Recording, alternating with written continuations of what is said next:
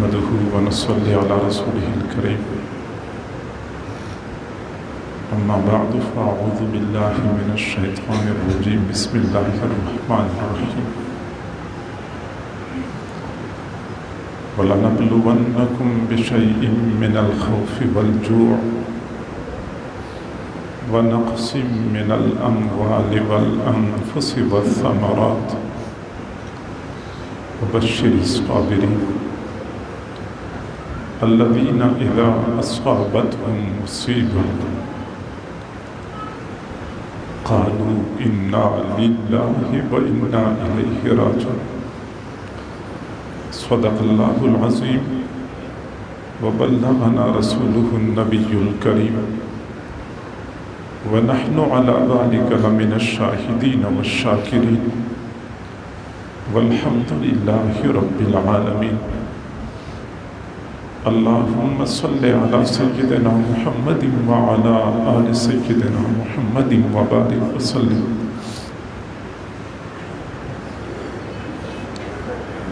ایک طویل عرصے سے آپ کی اسی مسجد میں ماہانہ پروگرام کے حوالے سے ہر مہینے حاضری ہوتی رہی ہے۔ آپ حضرات کی محبت، حضرت مفتی احمد علی صاحب رحمہ اللہ کی قدردانی، ان کا اکرام میرے لیے انتہائی حوصلہ افزا رہتا تھا۔ الحمدللہ اس وقت پروگرام تو اس سے شاید بڑھ کے ہو رہا ہے، لیکن حضرت مفتی صاحب رحمہ اللہ کا موجود نہ ہونا میرے لیے اور آپ تمام حضرات کے لیے یقیناً اداسی کا باعث ہے۔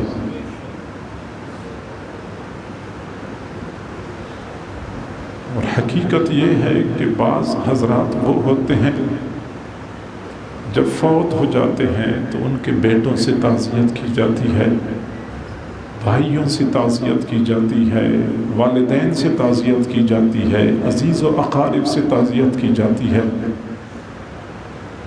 لیکن بعض شخصیات ایسی ہوتی ہیں جب وہ دنیا سے چلی جاتی ہیں تو پیچھے رہنے والا ہر بندہ یہ توقع رکھتا ہے کہ لوگ میرے ساتھ تعزیت کر لیں۔ میں اس بات کا حق رکھتا ہوں کیونکہ سب سے زیادہ غم مجھے پہنچا ہے، سب سے زیادہ صدمہ مجھے پہنچا ہے، تو سارے لوگ میری تعزیت کریں۔ اور مفتی صاحب رحمہ اللہ بھی انہی افراد میں سے ایک فرد تھا۔ سچی بات یہ ہے، بعض لوگ فوت ہو جاتے ہیں، اس کے 2-4 بچے یتیم ہو جاتے ہیں، چھوٹے بہن بھائی بے سہارا ہو جاتے ہیں، والدین بے سہارا ہو جاتے ہیں، لیکن بعض لوگ ایسے ہوتے ہیں کہ ان کے جانے سے اتنا بڑا خلا پیدا ہو جاتا ہے کہ سینکڑوں نہیں ہزاروں کی تعداد میں لوگ کہتے ہیں کہ یہ ہمارا سب سے بڑا نقصان ہے۔ اتعلم من رزیت فقد مال ولا شاة تموت ولا بعیر وَلَكِنَّ الرَّزِيَّةَ فَقْدُ حُرٍّ يَمُوتُ بِمَوْتِهِ بَشَرٌ كَثِيرٌ۔ مصیبت یہ نہیں ہے کہ کسی کا مال ضائع ہو جائے، کسی کا جانور مر جائے، اصل مصیبت یہ ہے کہ ایسے افراد دنیا سے چلے جائیں جن کے فوت ہو جانے سے پوری قوم مردہ ہو جاتی ہے۔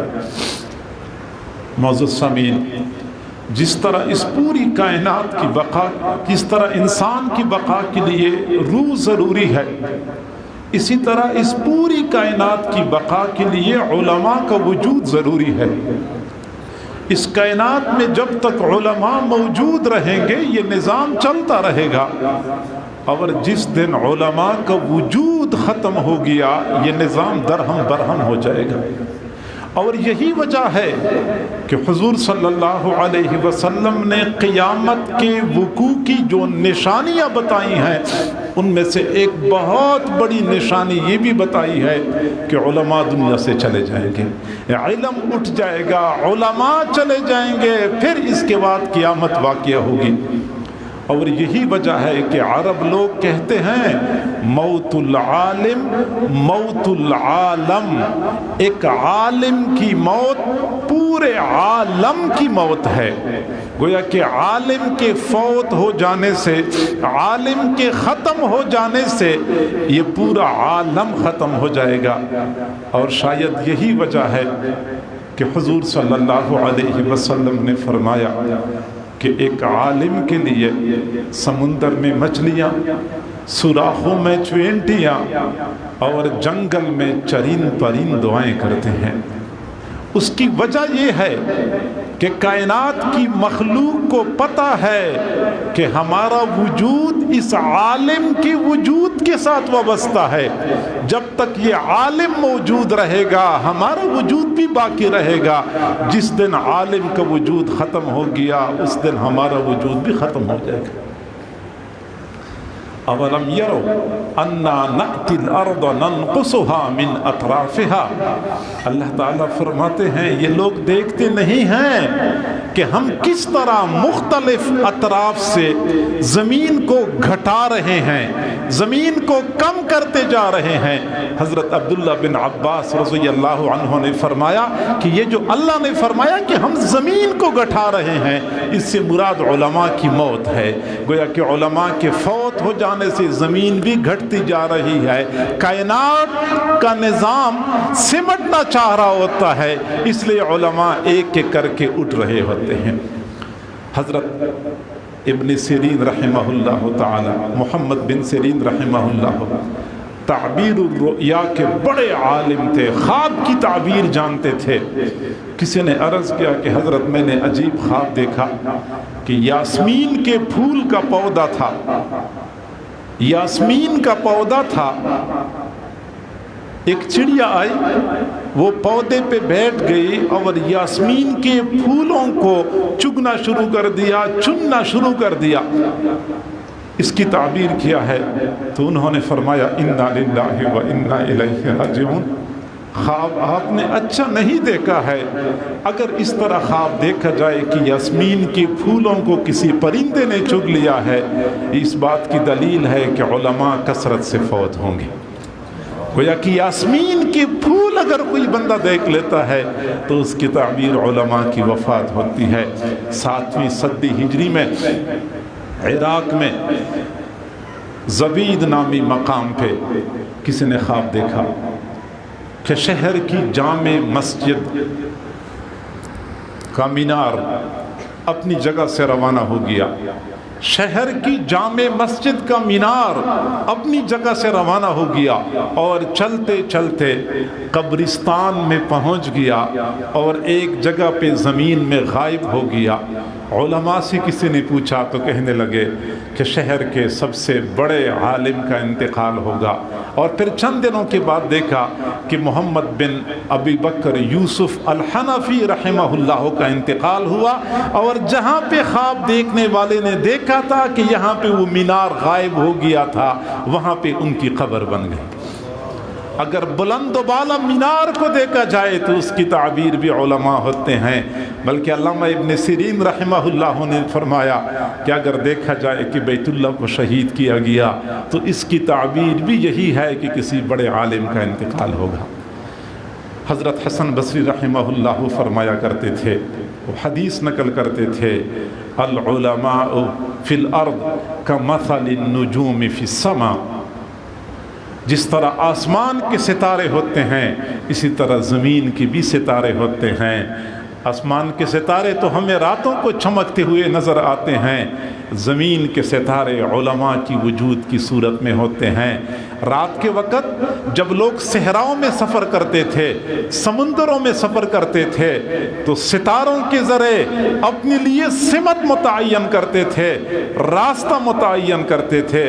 فرمایا کہ جب رات کے وقت لوگ جنگل میں سفر کرتے ہیں، ستارے نظر آتے ہیں تو سفر شروع کرتے ہیں، ستارے غائب ہو جاتے ہیں، حیران پریشان ہو جاتے ہیں۔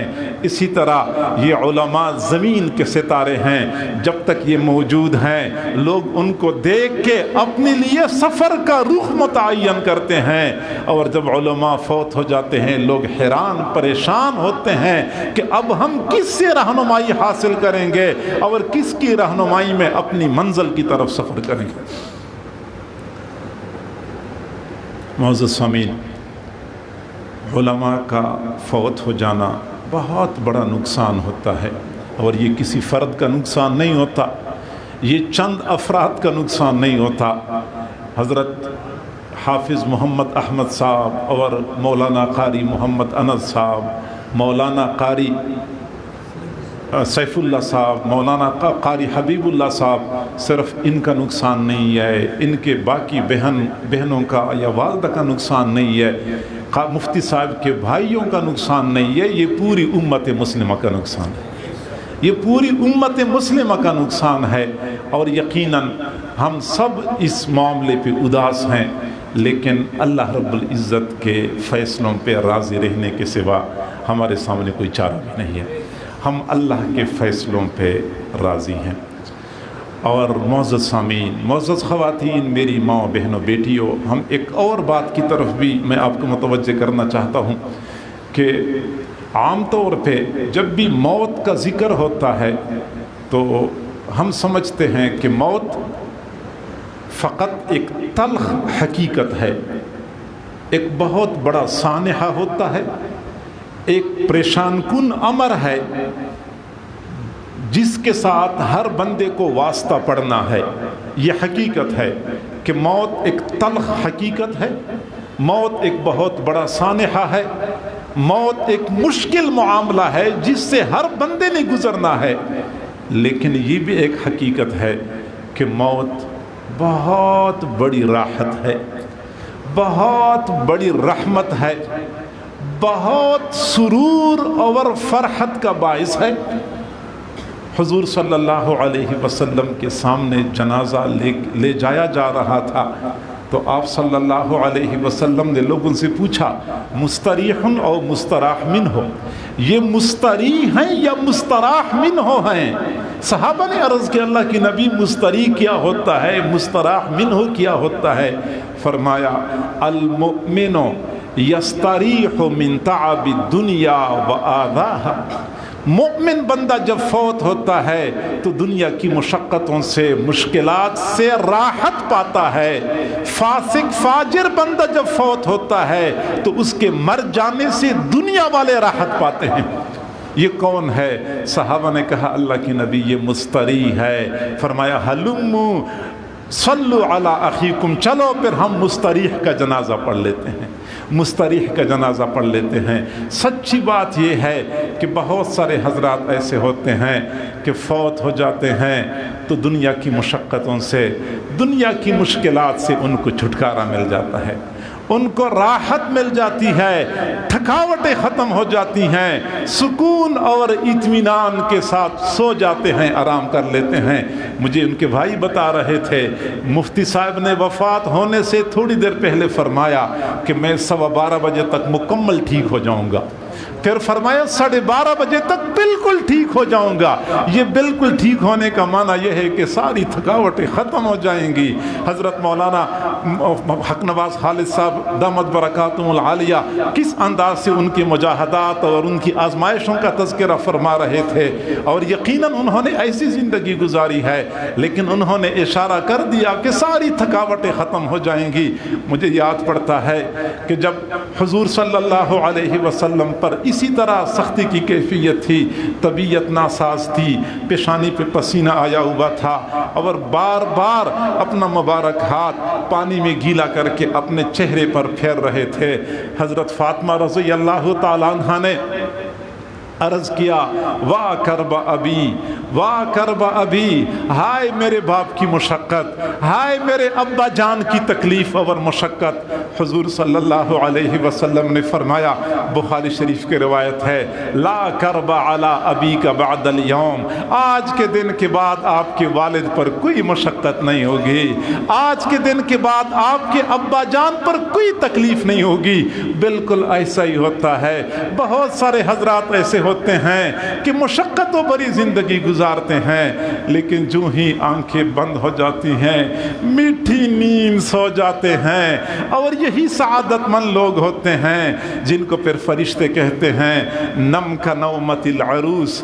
यही वो सआदतमंद लोग होते हैं जब नकीर मुनकर आते हैं अल्लाह ताला उधर से हिदायत जारी करता है कि मेरा ये बंदा दुनिया से थका मांदा आया है, मेरे बंदे को परेशान न करना, उनको मुशक्क़त में न डालना, सरसरी अंदाज से प्यार मोहब्बत से उनसे गुफ्तगू करनी है और हिसाब किताब करके उनको फिर आराम से सोने देना।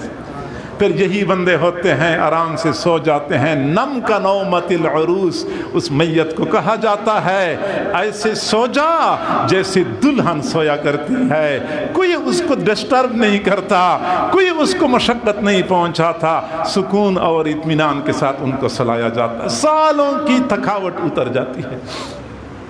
राहत है जो अल्लाह वालों को, उलमा हजरात को फौत होती ही नसीब हो जाती है, एक तसलसल शुरू हो जाता है। आखिर क्यों मौत क्यों आती है? मौत न आती तो कब तक बंदा ये मुशक्क़तें बर्दाश्त करता? बाज़ लोग बीमार हो जाते हैं, कब तक बीमारी की सऊबतें बर्दाश्त करता? आखिरकार बंदा खुद तंग आ जाता है अपनी ज़िंदगी से। अल्लाह रब्बुल इज़्ज़त ने इस मौत को लोगों के लिए राहत बनाया हुआ है। और अगर ये मौत न होती तो ये अल्लाह वाले अपने महबूब परवरदिगार की ज़ियारत कैसे करते, महबूब रब का दीदार कैसे करते? जी हाँ, यही वजह है कि कई अल्लाह वालों के बारे में आया कि जब मौत का वक़्त करीब होता है ऐसे सुरूर महसूस करते हैं, ऐसी खुशी महसूस करते हैं कि आती क्यों नहीं हो। मुझे बता रहे थे मुफ्ती साहब एक उसी उन्हीं लम्हात में जलाल में आके फरमाया कि अभी आ भी जाओ, आती क्यों नहीं? किसको इशारे कर रहे थे? आ भी जाओ। हमारे नक्शबंदिया सिलसिला के एक बुज़ुर्ग थे, जब उनकी वफ़ात का वक़्त करीब आया शदीद तकलीफ़ की हालत में थे, अचानक फरमाने लगे, रात का वक़्त था, कमरा बंद था, इर्द गिर्द तीमारदारी करने वाले हजरात मौजूद थे, फरमाने लगे मरहबा मरहबा, तू कितना अच्छा मेहमान है, मैं तो साल हा साल से तेरा इंतज़ार करता रहा। लोग दाएं बाएं देखने लगे, किसका इंतज़ार करते रहे? कमरे में कोई दाखिल ही नहीं हुआ है। लेकिन उनका ये ख्याल था कि शायद बीमारी की शिद्दत की वजह से अब ज़हनी तवाज़ुन ठीक नहीं है, ठीक तरह काम नहीं कर रहा। लेकिन थोड़ी देर बाद जब रूह परवास कर गई तब पता चला कि वो तो मलकुल मौत को मरहबा कह रहे थे। ये वही लोग होते हैं कि मलकुल मौत को मरहबा कह रहे होते हैं, मलकुल मौत को मरहबा कह रहे होते हैं। एक आलिम से सुना, हदीस बयान फरमा रहे थे कि बहुत सारे हजरात ऐसे होते हैं जब उनकी वफ़ात का वक़्त करीब आता है तो मलकुल मौत आता है। आते वक़्त अल्लाह ताला फरमाते हैं कि सख्ती नहीं करनी, पता है इसका मेरे यहाँ मकाम और मर्तबा किया है, इसके साथ सख्ती नहीं करनी, नरमी से रूह कब्ज़ करनी है। फिर फरिश्ता आता है, नरमी से रूह कब्ज़ करने की कोशिश करता है, लेकिन रूह पकड़ाई नहीं देती। फरिश्ता पकड़ने की कोशिश करता है, रूह उधर चली जाती है, फिर उधर चली जाती है। आखिरकार फरिश्ता अल्लाह से अर्ज़ करता है कि अल्लाह ये सख्ती करनी पड़ेगी, इस तरह रूह मुझे पकड़ाई नहीं दे रही, रूह मुझे पकड़ाई नहीं दे रही। अल्लाह ताला फरमाते हैं अच्छा इस तरह पकड़ाई नहीं दे रही तो रूह को मेरा पैगाम दे दो कि अल्लाह ने याद फरमाया है, अल्लाह ने याद फरमाया है। फरिश्ता पैगाम देता है, रूह खुद भागती हुई आती है, फरिश्ते के हाथ में पहुंच जाती है। बड़ी आसानी से फरिश्ता रूह कब्ज़ करके बाकी फरिश्तों के हवाले कर देता है। हदीस शरीफ में आता है, फरिश्ता कहता है या अय्यतुहन नफ्सु तय्यबा उखरुजी, इला रिज़वान मिन अल्लाह व मग़फ़िरा, ऐ पाकीज़ा नफ्स निकल आ जा, निकल आ अल्लाह की तरफ से रज़ा और मग़फ़िरत की तरफ। यानी आपके लिए रज़ा का ऐलान है, मग़फ़िरत का ऐलान है, वहाँ से निकल आ। तो यही अल्लाह वाले होते हैं जो अल्लाह से मिलने के लिए बेताब होते हैं।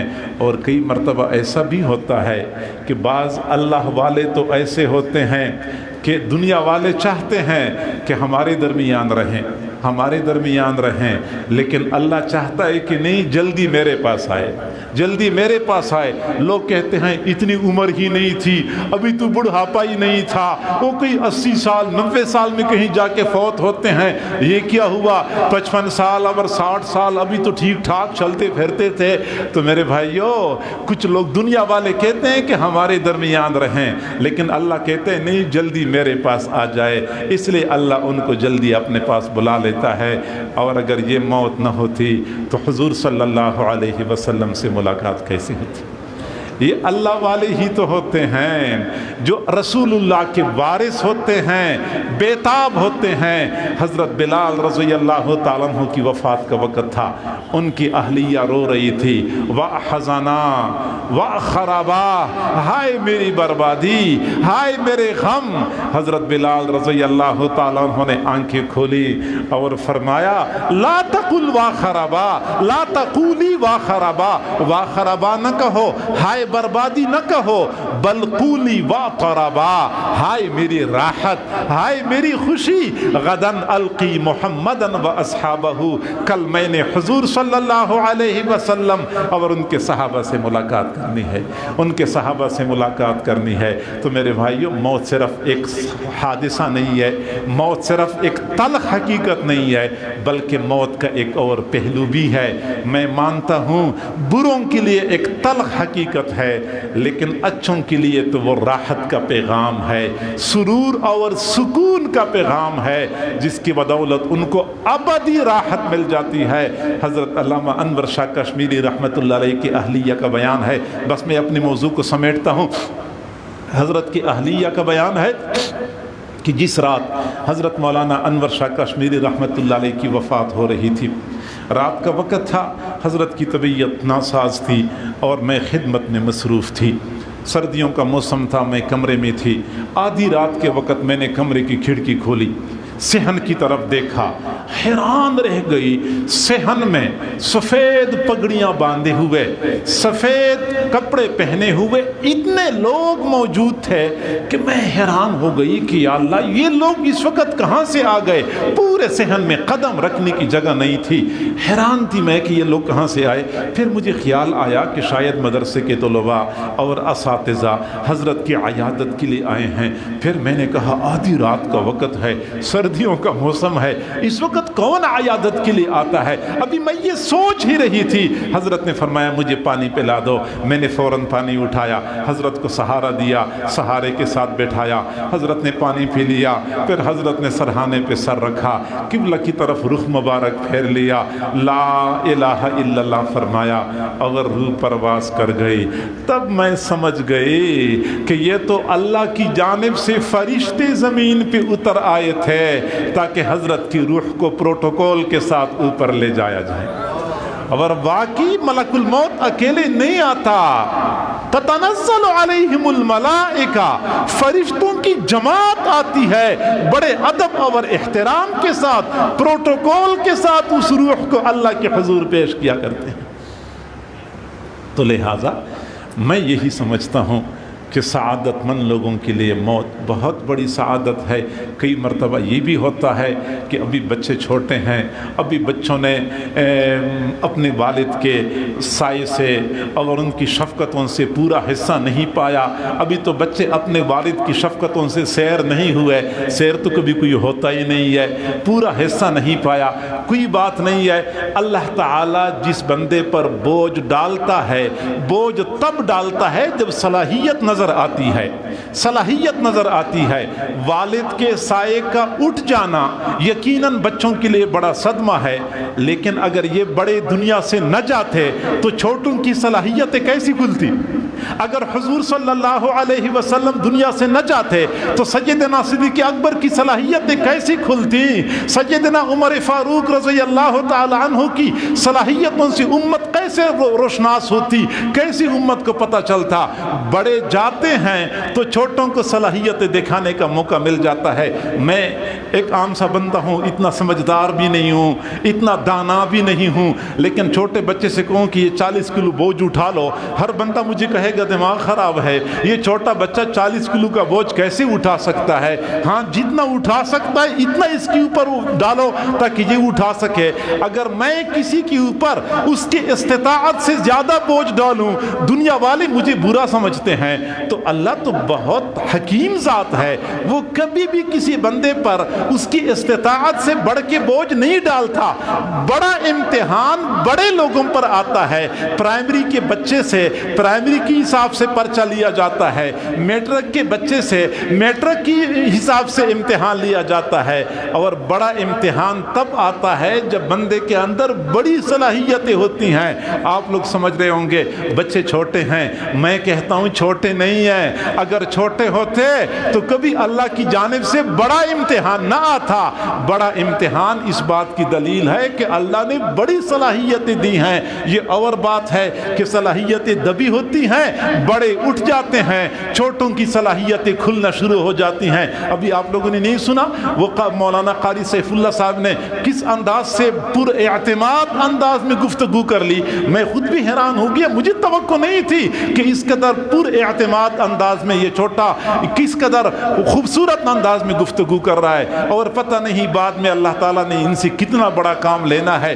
ٹھیک ہے، میں مانتا ہوں، ہمارے ایک دوست فرمایا کرتے تھے کہ اللہ آپ کو بڑا آدمی بنائے لیکن اللہ آپ کو بڑے آدمی کا بیٹا نہ بنائے، بڑے آدمی کا بیٹا نہ بنائے۔ پھر خود بتایا کرتے تھے اس کی وجہ یہ ہے کہ آپ اگر بڑے آدمی بن گئے تو لوگ کہیں گے بڑا آدمی ہے، بڑا باکمال ہے، بڑا عالم ہے، لیکن اگر بڑے عالم کا بیٹا بن گئے تو لوگ کہیں گے ہاں ٹھیک ہے لیکن باپ تو باپ تھا نا، اور والد تو والد تھا، ہمیشہ کے لیے یہ بات کی جائے گی۔ یقیناً والد تک تو اولاد نہیں پہنچ سکتی، لیکن میں امید کرتا ہوں کہ آپ حضرات شفقت فرمائیں گے، آپ حضرات حوصلہ افزائی فرماتے رہیں گے۔ یہ اہل علم حضرات، یہ مفتی صاحب، یہ مولانا صاحب، ادھر دائیں بائیں علماء کی جماعت موجود ہے، یہ حضرات اسی طرح سرپرستی فرماتے رہیں گے، تو میں یقین کرتا ہوں کہ حضرت مفتی صاحب کی کمی آپ لوگوں کو محسوس نہیں ہوگی انشاءاللہ العزیز۔ مفتی صاحب اکیلے سارا کام کرتے تھے، اب تو الحمدللہ کام تقسیم ہو گیا۔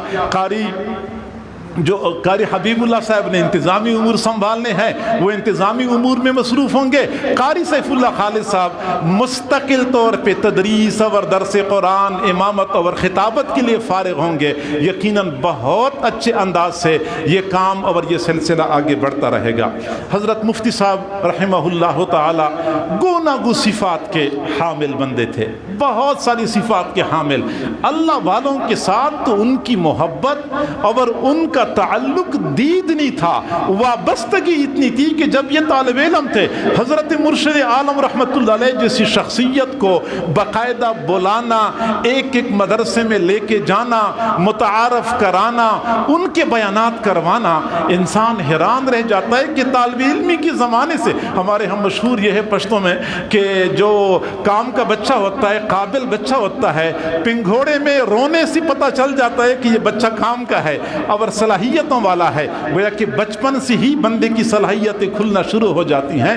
حضرت مفتی صاحب ایسے ہی تھے، حضرت مرشد عالم رحمت اللہ علیہ کے ساتھ ان کی وابستگی اور خدمات کا ایک طویل سلسلہ تھا اور مکمل وارفتگی کا تعلق تھا۔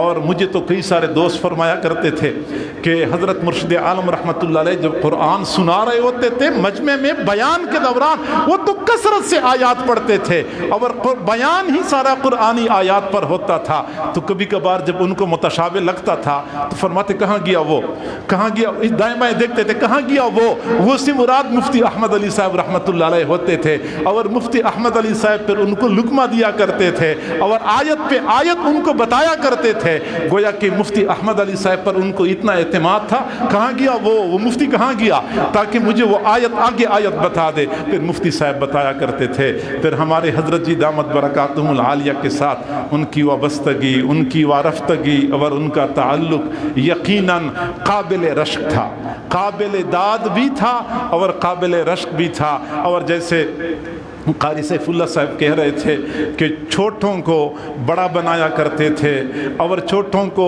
بڑا بننے کی حوصلہ افزائی کیا کرتے تھے، اور اسی حوصلہ افزائی کا نتیجہ تھا کہ مجھے انہوں نے بہت زیادہ شفقت کا مظاہرہ کرتے ہوئے فرمایا کہ آپ نے ہمارے پاس آنا ہوگا اور ہر مہینے آپ نے ہمارے پاس یہاں بیان کرنا ہوگا۔ مجھے اندازہ تھا کہ مفتی صاحب جتنی صلاحیت میرے اندر آدھی بھی نہیں ہے، تقویٰ پرہیزگاری بھی نہیں ہے، عمر میں بھی ان سے چھوٹا، لیکن یہ ان کی ذرہ نوازی تھی، یہ چھوٹوں پر ان کی شفقت تھی کہ اہتمام سے بلایا کرتے تھے۔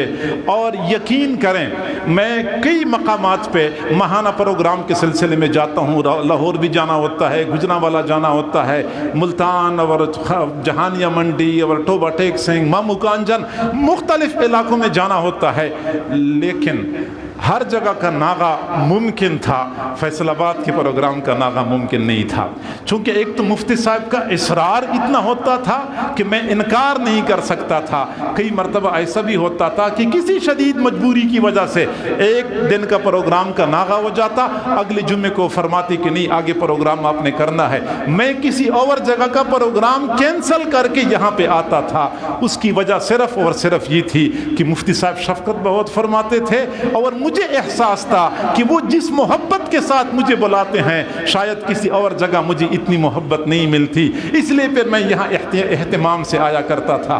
اور میرے بھائیوں سچی بات یہ ہے، یہ مفتی صاحب کا اخلاص تھا۔ مفتی صاحب، میں یہ بہت کمزور بندہ ہوں کہ کسی کے سامنے ان کی تعریف نہیں کر سکتا، آج تو وہ ہمارے درمیان نہیں ہے تو میں کھل کے تعریف کر سکتا ہوں۔ یہ ان کا اخلاص تھا کہ یہاں پروگرام ہوتا تھا، سرگودا کے حضرات بھی یہاں موجود ہوتے تھے، چنوٹ کے حضرات بھی یہاں موجود ہوتے تھے، عارف والا کے حضرات بھی یہاں نظر آتے تھے، مامو کانچن کے حضرات بھی یہاں موجود ہوتے تھے، گوجرا کے حضرات بھی یہاں موجود ہوتے تھے۔ یعنی کس اہتمام سے وہ پروگرام کرواتے تھے اور ان کا کیسے تعلق تھا لوگوں کے ساتھ، متعلقین کے ساتھ، کہ ان کے ایک دعوت نامے پہ سرگودا سے بھی لوگ پہنچ جاتے تھے، عارف والا سے بھی۔ اب بھی اس مجلس میں عارف والا کے لوگ موجود ہیں، سرگودا کے لوگ موجود ہیں، چنوٹ کے لوگ موجود ہیں۔ تو میرے بھائیوں یہ پروگرام مفتی صاحب نے شروع کروایا تھا اور ہم اکٹھے یہ چلاتے رہے۔ میں نے جس طرح اس وقت اس عہد کو نبھایا ہے، انشاءاللہ اللہ تعالیٰ توفیق عطا فرمائے، یہ سلسلہ آگے ہم چلاتے رہیں گے، اس عہد کو نبھاتے رہیں گے۔ ہم سرپرستی آپ کہیں یا نگرانی کہیں یا حوصلہ افزائی کہیں، حضرت مفتی صاحب کے صاحبزادگان کی حوصلہ افزائی بھی کرتے رہیں گے، جتنا ہم سے ہو سکا رہنمائی بھی کرتے رہیں گے۔ اگر سرپرستی کا لفظ عجیب نہیں لگتا، چونکہ ہم بھی چھوٹے ہیں تو ہم سرپرستی بھی کرتے رہیں گے۔ انشاءاللہ ہماری قدم قدم پہ ان کے ساتھ ہماری رہنمائی کا سلسلہ چلے گا، اور مفتی صاحب کے ساتھ ہم انشاءاللہ اس عہد کو نبھاتے رہیں گے۔ اور یہ صرف ہمارا فرض نہیں ہے، یہ چنیوٹ کے احباب کا بھی فرض ہے، یہ سرگودا کے احباب کا بھی فرض ہے، اور یہ عارف والا گوجرا کے احباب کا بھی فرض ہے، اور صرف ان کا فرض نہیں ہے بلکہ یہاں کے مقامی احباب کا سب سے زیادہ فرض بنتا ہے کہ جیسے مفتی صاحب کی حیات میں آپ حضرات ادارے کے ساتھ، مسجد کے ساتھ وابستہ تھے، ان کے دنیا سے جانے کے بعد بھی آپ پر لازم ہے کہ آپ اس مسجد اور مدرسے کے ساتھ وابستہ رہیں۔ سیدنا صدیق اکبر رضی اللہ تعالیٰ عنہ کے وہ تاریخی الفاظ آج ہم سب کی رہنمائی کے لیے کافی ہیں کہ جب حضور صلی اللہ علیہ وسلم کا انتقال ہوا تو انہوں نے حضرات صحابہ کرام کے درمیان جو پہلا خطبہ دیا تھا، پہلے خطبے میں یہ فرمایا تھا، الا الا سنو سنو، من کان منکم یعبد محمدا صلی اللہ علیہ وسلم فإن محمدا قد مات۔ تم میں سے جو بندہ رسول اللہ صلی اللہ علیہ وسلم کی عبادت کرنے والا تھا تو رسول اللہ تو فوت ہو چکے ہیں۔ ومن کان یعبد اللہ فإن اللہ تعالی حی لا یموت، جو اللہ کی عبادت کرتا تھا تو اللہ اب بھی زندہ ہے، کبھی اس نے نہیں مرنا۔ تو گویا کہ جن کے ہم اللہ کی عبادت کرنے والے تھے، اللہ زندہ ہے، تو ہمارا اللہ کے ساتھ، اسلام کے ساتھ تعلق اسی طرح ہونا چاہیے جس طرح کہ رسول اللہ रसूलुल्लाह की हयात मुबारका में हमारा ताल्लुक था। सैयदना सिद्दीक़ अकबर के वो तारीख़ी अल्फाज आज भी हमारी रहनुमाई कर रहे हैं। अगर हम मुफ्ती अहमद अली साहब की इबादत करने वाले थे, वो दुनिया से चले गए, तो फिर तो ताल्लुक ख़त्म होना चाहिए। अगर हमारा ताल्लुक अल्लाह के लिए था इस मस्जिद के साथ, हमारा ताल्लुक अल्लाह के लिए था मदरसे के साथ, तो अल्लाह अब भी ज़िंदा है और ज़िंदा है और अब तक ज़िंदा है। तो फिर हमारा ताल्लुक मस्जिद और मदरसे के साथ उसी तरह कायम रहना चाहिए जैसा कि पहले था। वरना अगर हमारा ताल्लुक कमज़ोर हो गया तो फिर हम ये कहेंगे कि हम पहले शख्सियत परस्ती में मुब्तला थे, हम मुफ्ती साहब की खातिर आते थे, हम अल्लाह के लिए नहीं आते थे। नहीं, हम अल्लाह के लिए आते थे। ठीक है, मुफ्ती साहब ने हमें जोड़ा था, लेकिन हम अल्लाह के लिए आते थे। अब भी हम अल्लाह के लिए आएंगे और आइंदा भी हम अल्लाह के लिए आते रहेंगे, क्योंकि हमारा ताल्लुक अल्लाह के साथ है। मुफ्ती साहब ने भी हमारा ताल्लुक अपने साथ जोड़ने की बजाय अल्लाह के साथ जोड़ा है, तो हमने भी अल्लाह के साथ मस्जिद और मदरसे के साथ इस ताल्लुक को मजबूत रखना है। और हज़रत मुफ्ती साहब के साहिबजादगान के साथ आप लोगों का वही मोहब्बत और शफ़क़त का ताल्लुक होना चाहिए।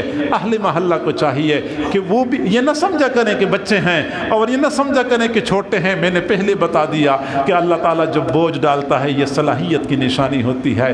अल्लाह को सलाहियत नज़र आई है तो बोझ डाला है। अल्लाह ताला इन बच्चों को, इन साहिबजादगान को ये बड़ी ज़िम्मेदारी उठाने की और इसका फ़र्ज़ निभाने की तौफ़ीक अता फ़रमाए। और जितने मुताल्लिकीन यहाँ मौजूद हैं, अल्लाह ताला हम सब का ताल्लुक इस मस्जिद और मदरसे के साथ इसी तरह कायम व दायम फ़रमाए। अल्लाह ताला हम सब को क़यामत के दिन हज़रत मुफ्ती साहब के सामने सुरखरू फ़रमाए और उनके सामने शर्मिंदा न फ़रमाए। व आखिर दावाना अनिल हम्दुलिल्लाहि रब्बिल आलमीन।